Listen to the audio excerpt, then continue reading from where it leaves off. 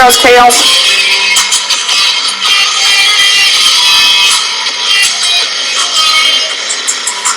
Dirt, dirt, dirt, dirt, dirt. Our victory is assured. Today's scar shall never fade. But these are my two last pieces of content. And the reason why Dissidia NT is important in this one is it's not more for Final Fantasy because this is a fighting games franchise that differs in a different story than the traditional Final Fantasy because it combines all the Final Fantasies. But it's the fact this is the last time you hear George Newbern, Sephiroth, and Steve Burton's Cloud. And I forgot who Tifa's voice actress was because she was in Josie the Pussycats. I'm trying to think of what her last name was. I saw her playing Comic-Con. But yes, this is the last time you see the Avid Children voice actors here in the role. After that, then they replaced them completely in the remake, as they said they were going to do it. So that's why playing this is very important.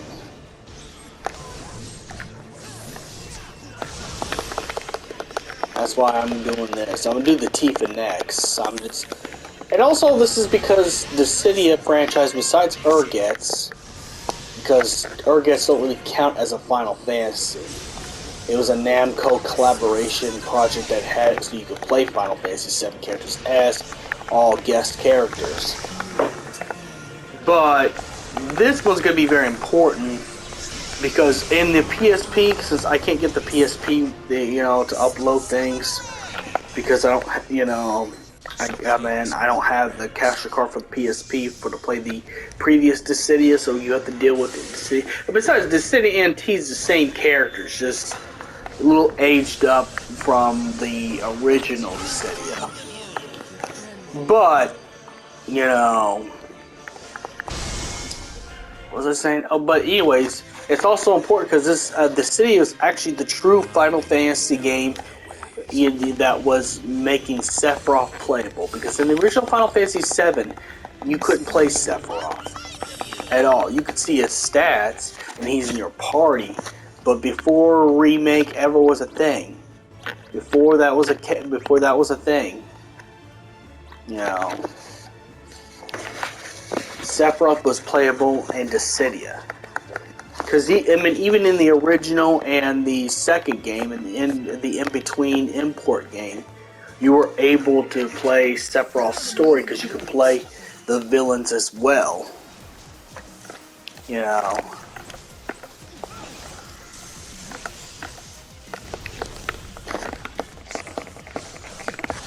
That's why this is an important game to play as well. For this Final Fantasy VII thing. And like I said, I really want to play all games to respect not only the legacy of these characters and what they went through, but some of their movesets are in other games.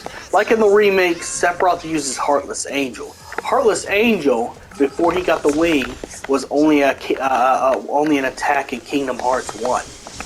When you first fought Sephiroth. That's when Lance Bass was doing the role of Sephiroth. And then it was transferred to Kingdom Hearts 2 when they got the Avid Children voice actors in their role in Kingdom Hearts 2. But they put that attack in remake. So remake is actually respecting the legacy of every place. Not just the compilation of Final Fantasy VII, like most people think.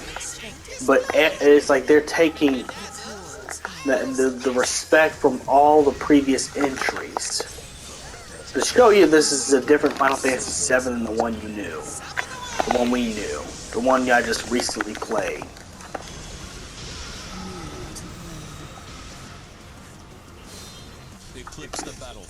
Now this won't go up until the weekend because I'm on a social media detox alongside my cut. Because I'm also cutting, properly. So I'm on a healthy mind and healthy body. In fact, I'm gonna just probably start reading some books too, put some better ideas. And I'm not talking about like fantasy novels. I'm talking about like you know, get back on my shadow work like I'm supposed to be doing. And advice from men. I'm really trying to evolve myself. I want to get to a point where I truly evolved and not do the same thing I did every year. So right now I'm on social media detox. That's where I don't, you know, doom scroll or post anything. I can watch stuff. That's about as far as my interaction is. And it's probably good for me. It's probably good for me. You know, I kind of have an addiction of, you know, liking Instagram models' pictures. Gotta quit doing that. That's no good. I almost enjoyed myself. But anyways, back to the topic. But that's why I'm saying you're not gonna see this instantly uploaded. Back to some Final Fantasy stuff. It's like the remake has given respect to everything that came before it. Like everything that came before it, you know, they gave so much respect to the entire of all the franchises that has these characters in it.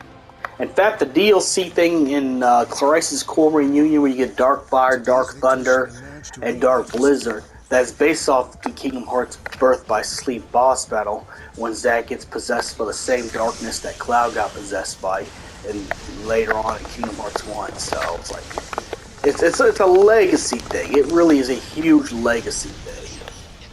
And like I said, this is important because this is the first franchise you can legitimately play Sephiroth, even in a story mode. Unfortunately, you can't record the story mode of this one because of copyright. But in like the PSP version, you could play Sephiroth's story as much as you could play Cloud. You could play the villain story as well. So it was definitely the first playable Final Fantasy in name game where you could play a Sephiroth. Because Urgetz was just them buying rights from Namco for a collaboration project that was benefactor to both businesses. You know. In fact, instead of Team Ninja doing the next Dissidia, I think Bandai Namco should do the next Dissidia. Because how they did Tekken, I think they'd do better, in my opinion. Team Ninja, they did like they did with Dead or Alive. Overcharged costumes, you know, and the game goes dead very quickly. Because I mean, now don't get me wrong. I mean, there's some parts that's good. Like the director of Final Fantasy 14 is the one who, you know, wrote the story for the Dissidia story mode, which is good. But it's just like Team Ninja. Every time they made a fighting game, even Dead or Alive, it always goes dead in the water. Costumes are expensive.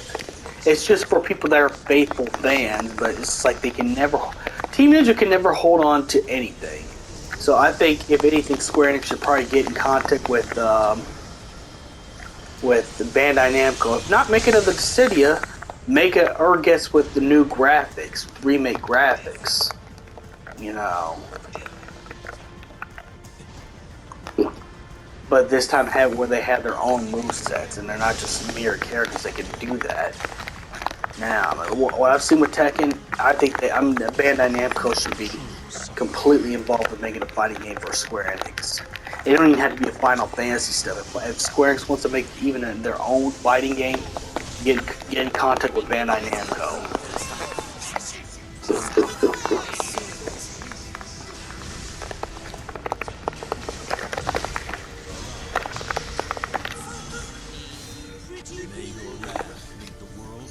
But yeah, that's why this game's important to play.